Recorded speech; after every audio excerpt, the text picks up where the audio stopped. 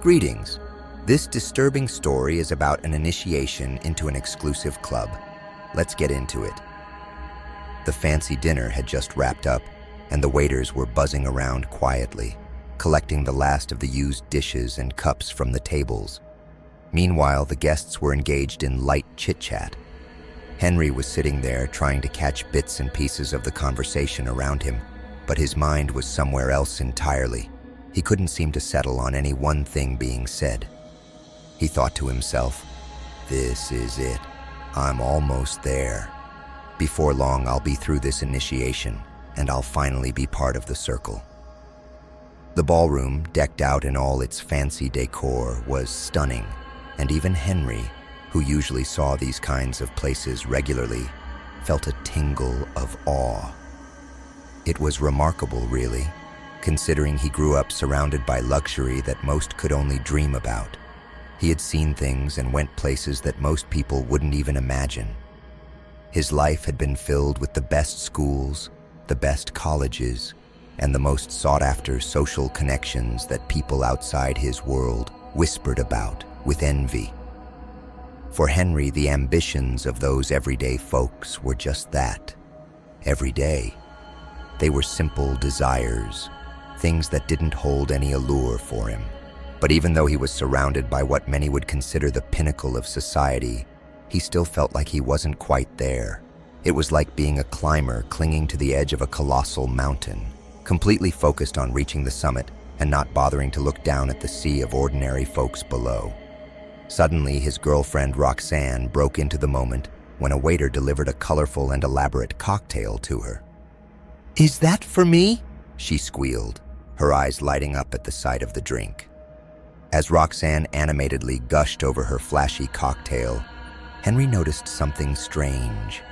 She was the only person at the table who had been given something special to drink. None of the other guests had received a similar order or even a simple coffee or tea. Henry had a keen sense of high-end dining etiquette, and this felt off. Top-tier places like this generally served everyone at once, or held back the special treatment for specific occasions. Just as he was pondering this, Henry's father stood up, prompting a wave of concern in Henry. He worried his dad might call out Roxanne for her noisy behavior, but instead his father simply turned to him and said, "It's time to leave, son." Henry stood up to follow, but just before he could explain to Roxanne where they were headed, she slurred, "Bye, babe. Have fun with your ceremony. When you're done, come to bed and we'll screw like there's no tomorrow." Henry felt his face flush with embarrassment. Roxanne had dropped a bombshell in front of everyone, revealing something he had asked her to keep private. Now, with the whole table staring at him, he felt sheepish and unsure of how to respond. As if sensing the awkward tension, Henry's father turned and walked swiftly towards the exit of the ballroom. Henry hurried to keep pace with him, trying to bring up Roxanne's comment, but his father wasn't in a talkative mood. No matter how many times Henry attempted to explain the incident, they walked in uncomfortable silence. Eventually, they reached a pair of heavy wooden doors. Henry's father knocked with a sturdy iron knocker to announce their arrival. The doors opened, revealing a tall man dressed in ceremonial robes that reminded Henry of historical figures from old Middle Eastern tales. Henry's dad spoke to the man in a language that sounded ancient and foreign. Henry couldn't grasp a single word. After a brief exchange, the tall man turned away, shutting the door behind him. "What language was that?" Henry asked, puzzled. "I've never heard you speak it before." "It's Aramaic," his father replied, "and soon enough, it'll be a language you'll become familiar with once you're part of the circle." Looking serious, Henry's father added, "Listen to me carefully. What I need to tell you is really important." Henry nodded, sensing the weight of his father's words. "You're about to step into the inner sanctum of the circle, according to their rule of blood in, blood out. When you emerge from this process, you'll either belong to the circle or you'll be dead," he warned, locking eyes with Henry. "Do you understand what that means?" Henry nodded, his throat dry. All those other ceremonies from the past 2 years were just preparations. Tonight is the real deal. You either step up and join the circle or you face dire consequences. Henry gulped, trying to keep his composure. What do I have to do to complete the initiation?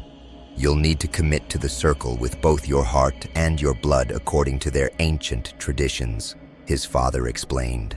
Henry's mind raced. Does that mean I have to marry someone the circle chooses for me? Someone I'd have to stay with forever, without a chance to leave? His father softened a bit, seeing his concern.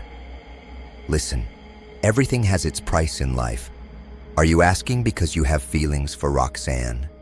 Not really, Henry stammered, unsure.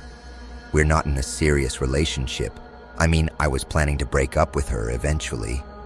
Good, his father replied matter-of-factly. Then it should be a non-issue. Before Henry could delve deeper into that conversation, the tall man from earlier reappeared and asked, "Are you ready to enter the sanctuary?"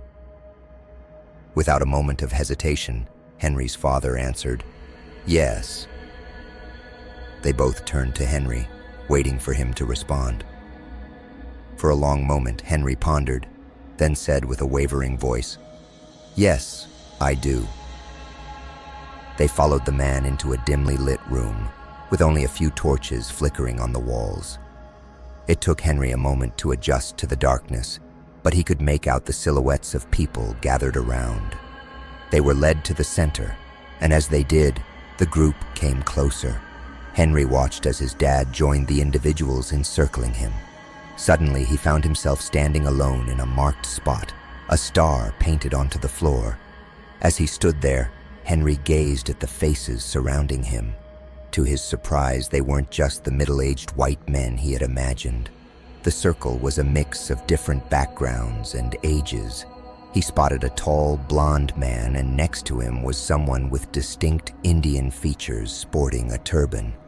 Elsewhere, he saw an elderly African woman adorned with jewels, nestled between a young Asian man and a middle-aged Latino woman. Once his father was draped in a similar ceremonial gown, he turned to Henry and demanded, "Will you present yourself as worthy of this circle?" Henry hesitated, then nodded. "Yes, I am." "Look around you," his father instructed. Henry's gaze swept across the room. "Know this, once you join the circle, everyone here is bound by a sacred promise to support you in whatever you choose to pursue, just as you'll be committed to helping them, no matter what it takes." Henry nodded again, adding, "I understand." Next, he was handed a scroll written in an unfamiliar language and was told to read it aloud. With the rest of the circle echoing his words in a solemn tone, Henry took his time, carefully stumbling through the unknown phrases.